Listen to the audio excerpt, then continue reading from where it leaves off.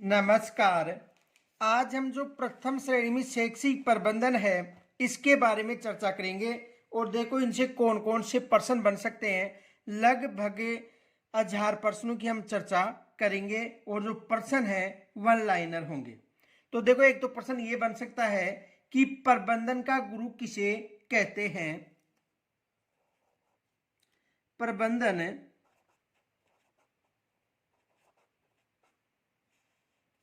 का गुरु किसे कहते हैं।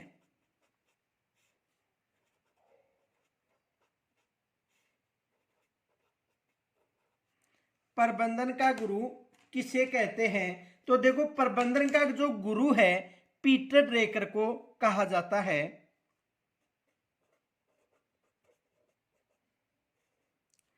Peter Drucker.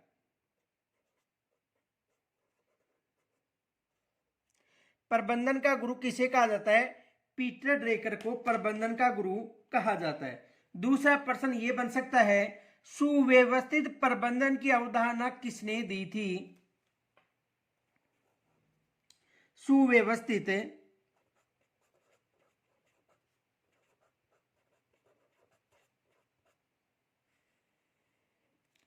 सुव्यवस्थित प्रबंधन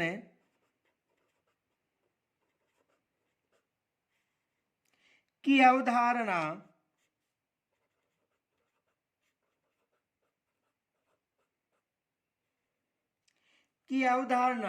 किसने दी थी। किसने दी थी ये याद रखना। ये एग्जाम में प्रश्न आया हुआ है कि जो सुव्यवस्थित प्रबंधन है इसकी जो अवधारणा है वो किसने दी थी। हेनरी फियोल ने।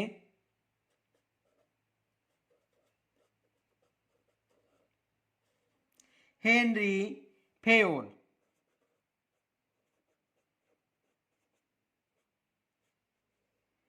किन्होंने दी थी। हेनरी जो फियोल है इन्होंने सुव्यवस्थित प्रबंधन की जो अवधारणा है ये दी थी। दूसरा प्रश्न ये बन सकता है भारत में प्रबंधन का जनक किसे कहा जाता है।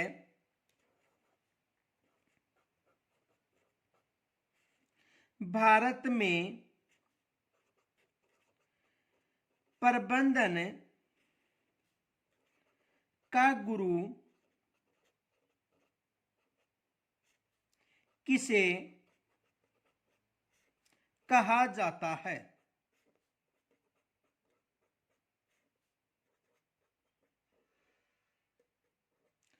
भारत में जो प्रबंधन है इसका गुरु किसे कहा जाता है। तो अरिंदम चौधरी को प्रबंधन का गुरु कहा जाता है। अरिंदम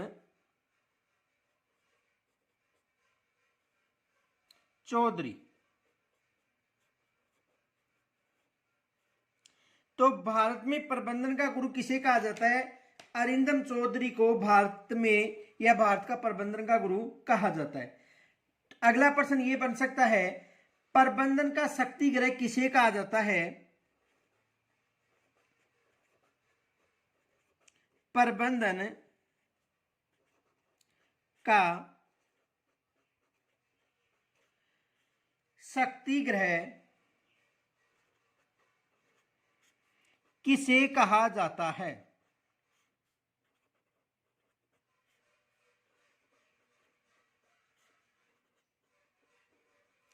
प्रबंधन का शक्ति ग्रह किसे कहा जाता है।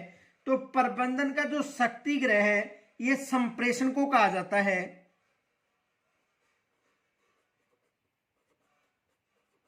संप्रेषण। प्रबंधन का शक्ति ग्रह किसे कहा जाता है। प्रबंधन का जो शक्ति ग्रह है वो किसे कहा जाता है। संप्रेषण को कहा जाता है। अगला प्रश्न ये बन सकता है प्रबंधन का हृदय किसे कहते हैं। प्रबंधन का हृदय किसे कहते हैं।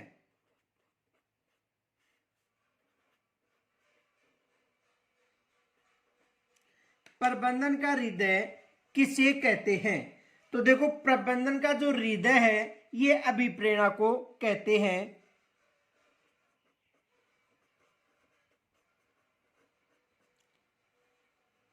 अभिप्रेरणा को।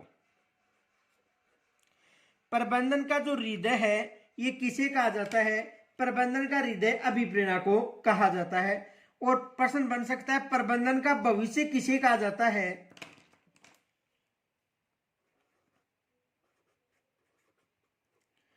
प्रबंधन का भविष्य किसे कहा जाता है?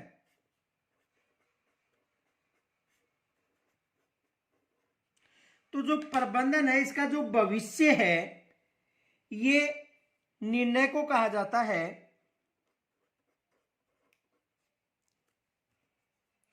निर्णय को कहा जाता है। अब देखो, एक ये भी डेफिनेशन का प्रश्न भी बन सकता है। देखो, एक डेफिनेशन है,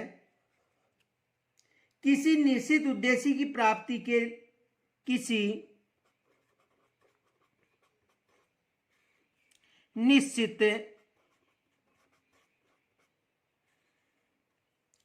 उद्देश्य की प्राप्ति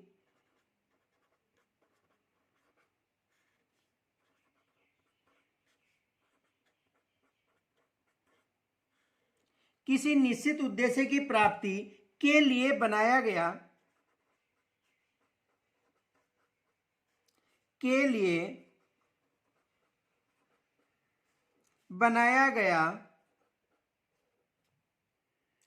कोई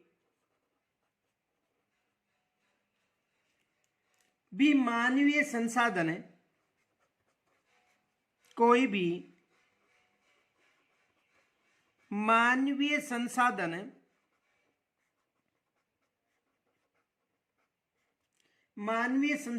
प्रबंधन कहलाता है।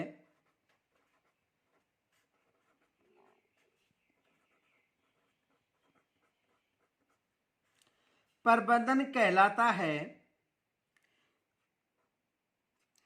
उक्त कथन किसने दिया? उक्त कथन किसने दिया? उक्त कथन है, यानी ये कथन किसका है? तो देखो, याद रखना, जेडी मुने ने ये कथन दिया था।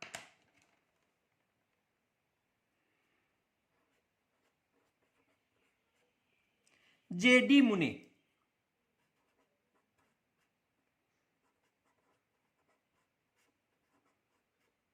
ये कथन किन्होंने दिया था? जेडी मुने ने ये कथन दिया था। आगे देखो अगला प्रश्न।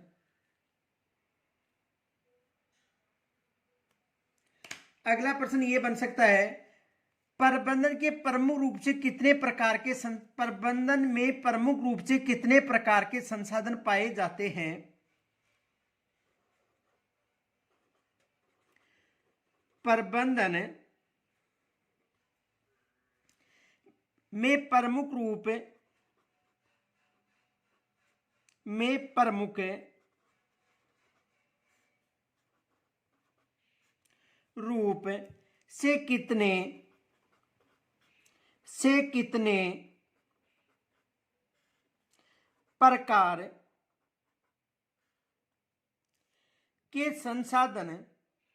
प्रकार के संसाधन पाए जाते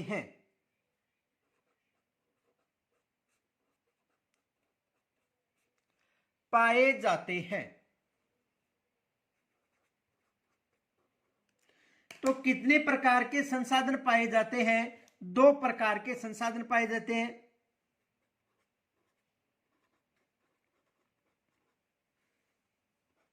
कितने प्रकार के?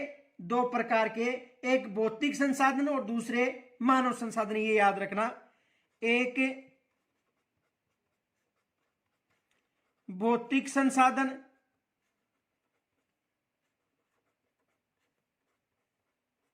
और दूसरे मानवीय संसाधन। तो कितने प्रकार के संसाधन पाए जाते हैं? 2 प्रकार के, भौतिक और मानवीय संसाधन। अब देखो, एक प्रश्न आ भी चुका है, प्रधानाध्यापक को दृढ़ चरित्र वाला होना चाहिए, ये कथन किसने कहा था? प्रधानाध्यापक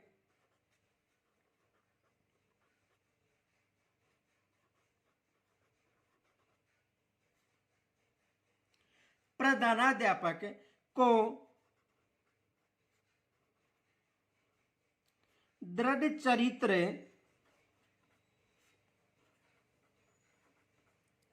वाला होना चाहिए।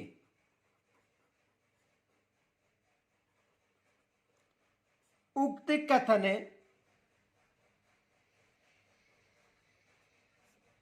किसका है?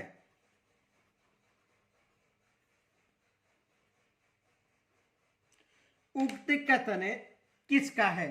तो देखो, जो प्रधानाध्यापक है इसको दृढ़ चरित्र वाला होना चाहिए, ये कथन रायबरेली ने दिया था।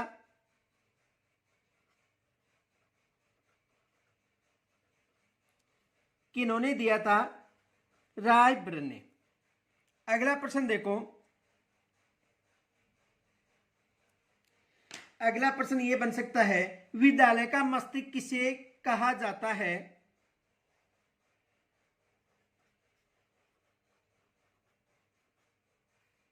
विद्यालय का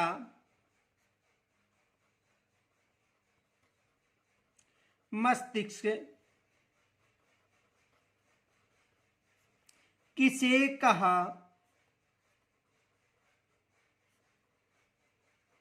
जाता है? तो विद्यालय का जो मस्तिष्क है ये प्रधानाध्यापक को कहा जाता है। किसे कहा जाता है? प्रधानाध्यापक को। प्रधानाध्यापक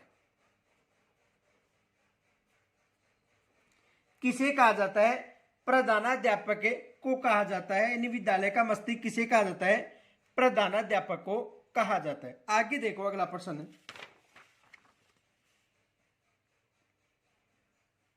अगला प्रश्न है,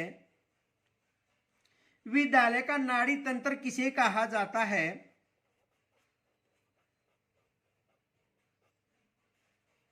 विद्यालय का नाड़ी तंत्र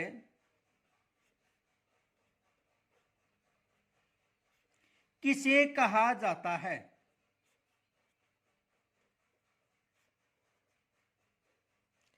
विद्यालय का जो नाड़ी तंत्र है ये किसे कहा जाता है?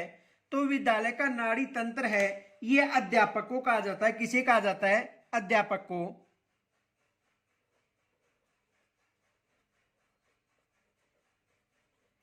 किसे कहा जाता है?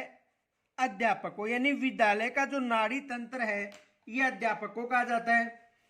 अगला प्रश्न देखो, माध्यमिक शिक्षा आयोग के अनुसार किस आकार का विद्यालय भवन सर्वोत्तम माना जाता है? माध्यमिक शिक्षा आयोग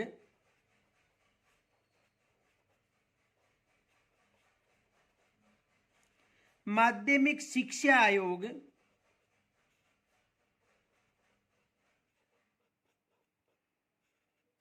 के अनुसार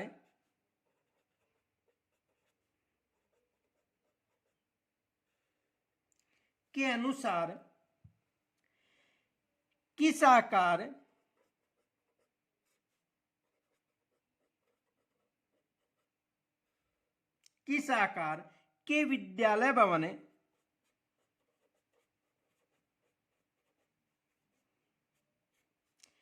विद्यालय भवन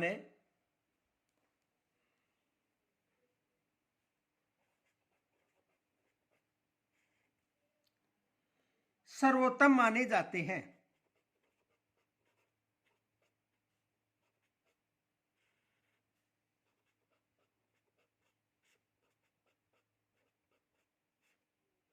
सर्वोत्तम माने जाते हैं। तो किस प्रकार के? याद रखना, यू आकार के। यू आकार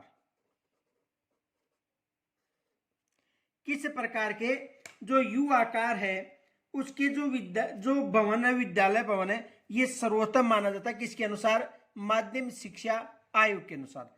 अगला प्रश्न देखो, उत्तम प्रकार का पुस्तकालय,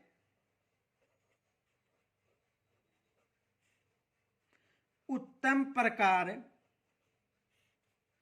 का पुस्तकालय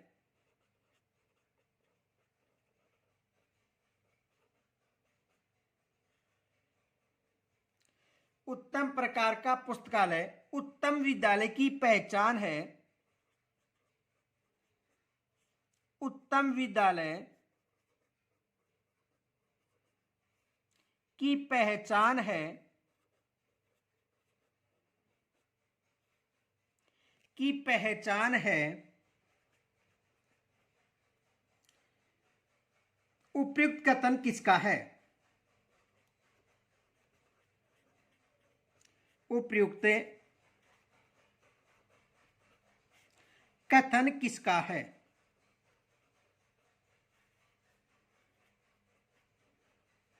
तो ये कथन किसका है? ये कथन है पीट्समैन का। किसका है? पीट्समैन का।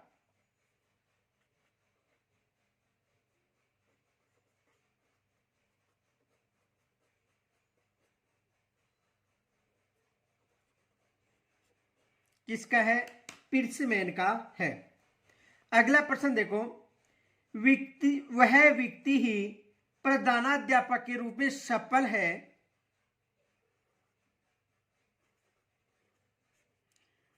वह व्यक्ति ही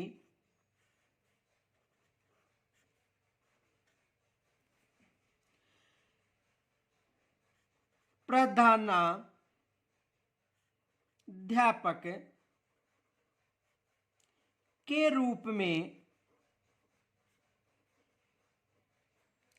के रूप में सफल है।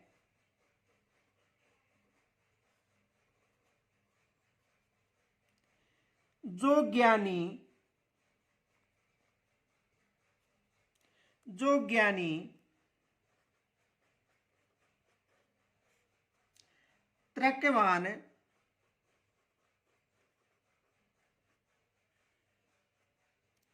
अदम्य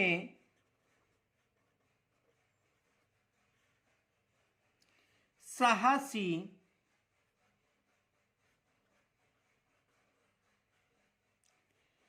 एवं धैर्यवान हो, एवं धैर्यवान हो, यह कथन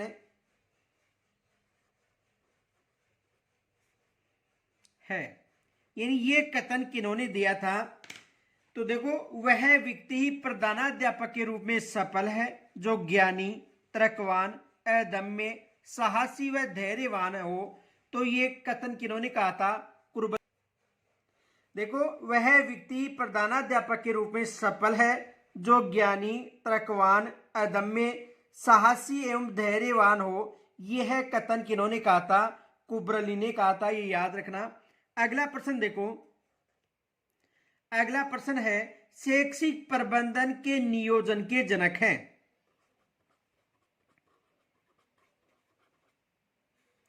शैक्षिक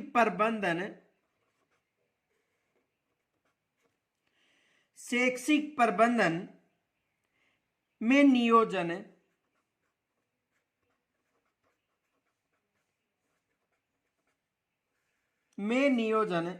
के जनक हैं। तो शैक्षिक प्रबंधन में नियोजन के जनक कौन है? लूथर गुलिक।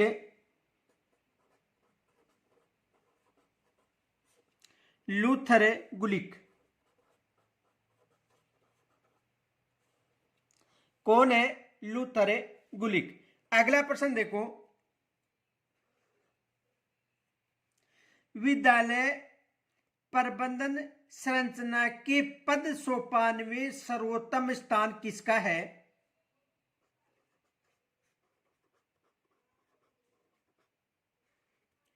विद्यालय प्रबंधन संरचना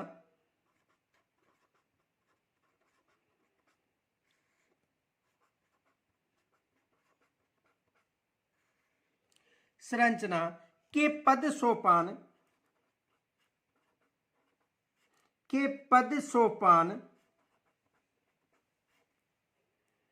में सर्वोत्तम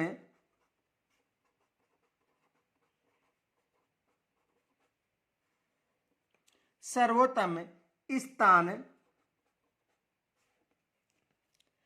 पर कौन होता है?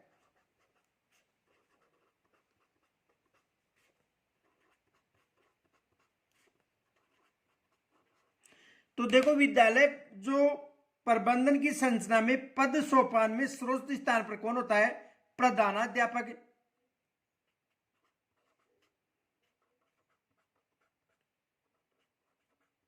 कौन होता है? प्रधानाध्यापक। अगला प्रश्न देखो, शैक्षिक प्रबंधन किसके लिए होता है? शैक्षिक प्रबंधन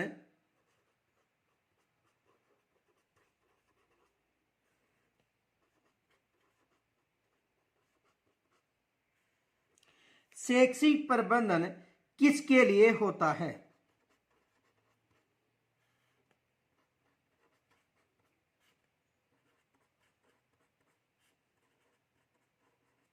तो शैक्षिक प्रबंधन किसके लिए होता है? याद रखना, विद्यालय के लिए।